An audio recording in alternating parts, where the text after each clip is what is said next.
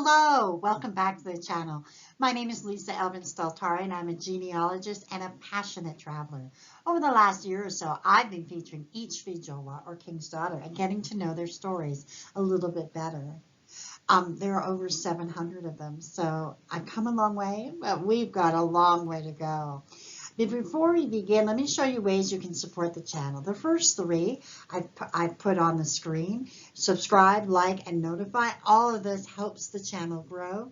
And then if you want to help the channel grow a little bit more, there's Coffee, Etsy, and Patreon. I put the links on there so you can explore and see if that's something you're interested in. So let's get to know our Fée Joie episode 165.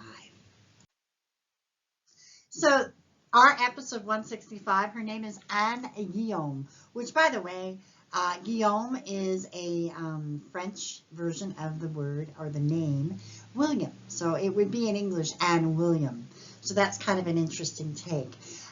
This was originally a viewer request, and then of course I looked in my files, and this time I did find that the boy next door that I grew up with, this is one of his great-grandmothers, and then my teenage best friend, who I continue to be friends with right now. She and I share a very close birthday, and this is one of hers, so I wanted to put a shout out for her. So let's get to know Anne Guillaume a little bit better. So Anne was born in 1651 in Paris, France. Her parents' names were Michel Guillaume and Germaine Hermelin. And she was born in Paris, as I've said. You can see Île-de-France, which is the region. You can see how small the region of Paris and its suburbs are up on the upper left hand. And then she is from the 6th arrondissement. We'll talk a little bit about that in a minute. The Church of Saint-Sulpice is where she would have been baptized. And it is a very, very large church. It's only slightly smaller than Notre Dame. And it's dedicated to Sulpicius the Pious. And construction of the present building, the second church, on the site began in 1646. So guess what? She was like right there when it was first inaugurated or consecrated. And so the 6th arrondissement, where she would have been coming from, is also called Luxembourg. And it is an extremely cultural and educational area of Paris.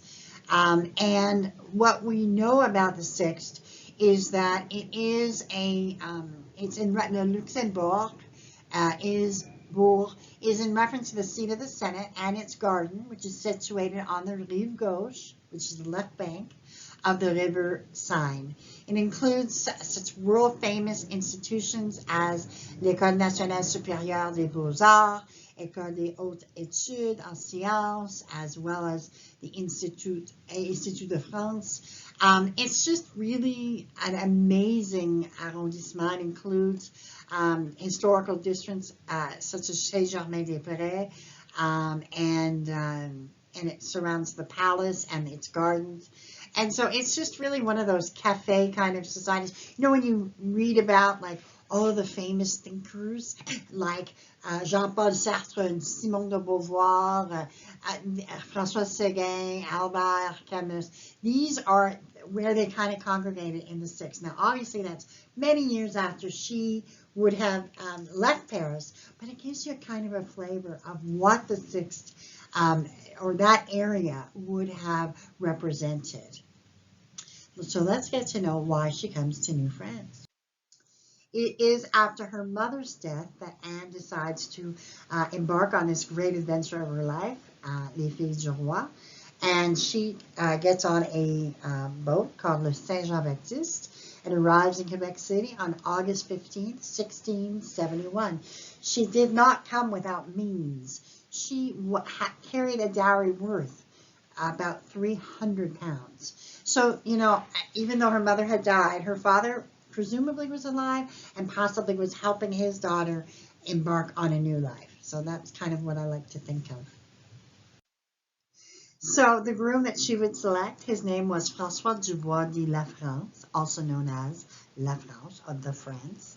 He was born in 1651 in a small commune called Saint-Potin in France, in the region of Brittany, and in the département or county of Côte d'Armor, which you can see circled there. So you can kind of see it's really up there. His parents were François Dubois and Claude Fayenne. Remember that Claude can be a female or a male name. Now, Saint-Potin takes its name from the church that was called that. It was a saint.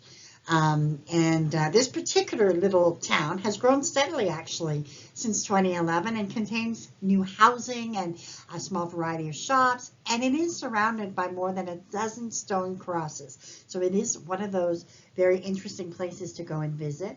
And the church, which you can see on your left, dates from the 10th century. On your right is a picture of just how the village looks like.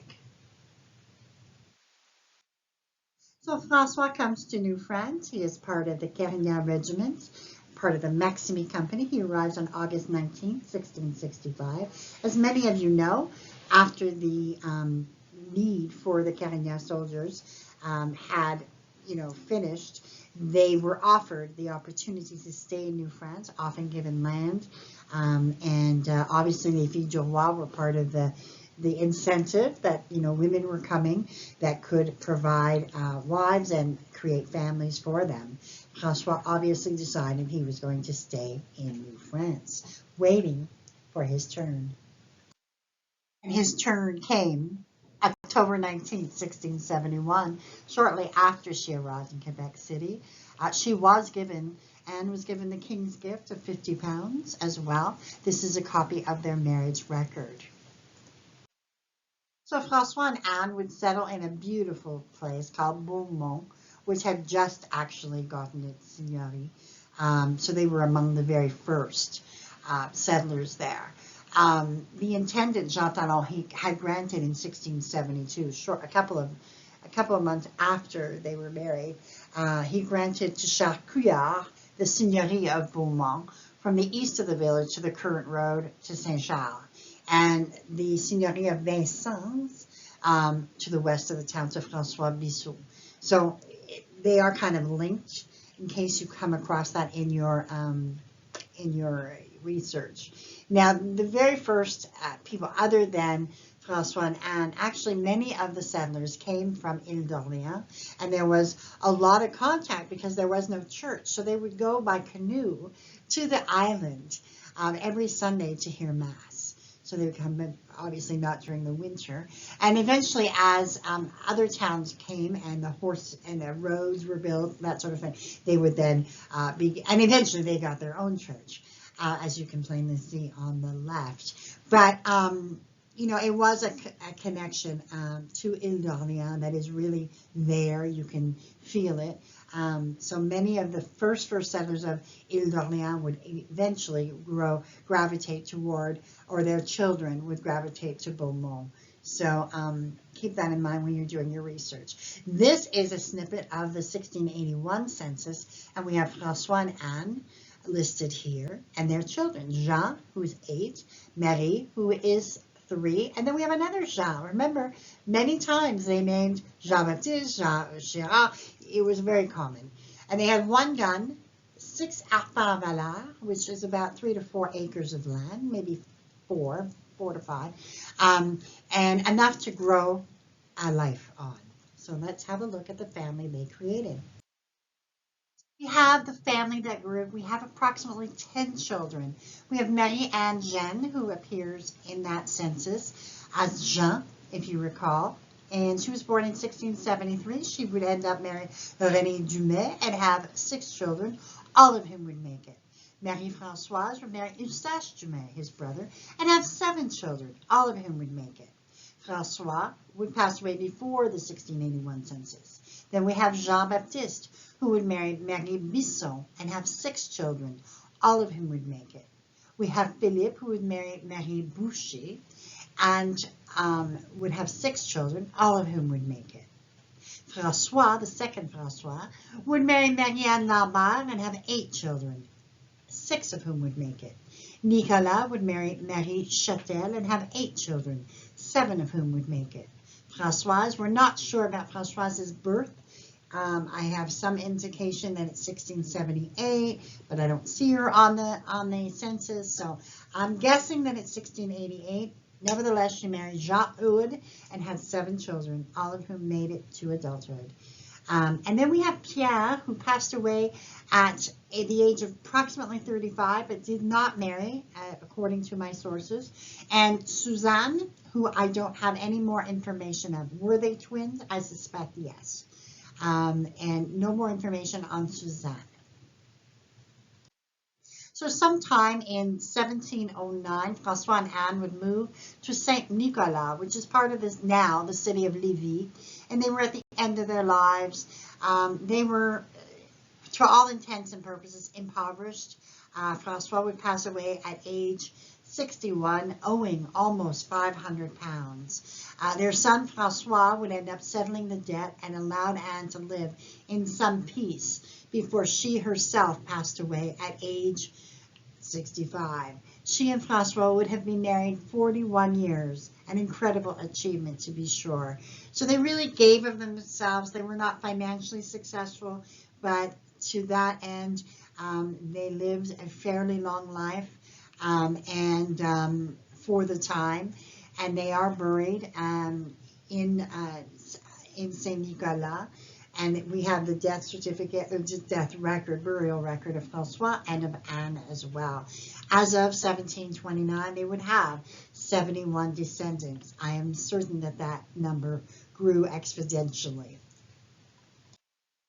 So as always, some of my favorite resources, La Société des Filles du Roi, the Quebec Genealogical E-Society, Nos Origines, Genealogie Quebec, which is, I think it's about $15 a month. I'm not sure. It just comes out of my account, and I'm very grateful to pay it. Migration is an incredible site, free, but I do donate to the cause because what they're doing is incredible. I get lost in that website so much. It really is dedicated to Filles du Roi, Filles Amérindies, and the Carignan soldiers. They have tons and tons of original documents that you sometimes can't see anywhere. So check that out, please. And then we have the Facebook, the Filles du Roi Descendants, a wonderful place to kind of get to know other people who have that same passion. And so we end our episode 165. Anne Guillaume and François Dubois were people who founded and were pioneers of that Beaumont town, and lived, were married together for 41 years, didn't make quote unquote success financially, but they managed to raise and produce 10 children, not all of whom made it, but they had 10 children, and obviously descendants that my viewer is one of.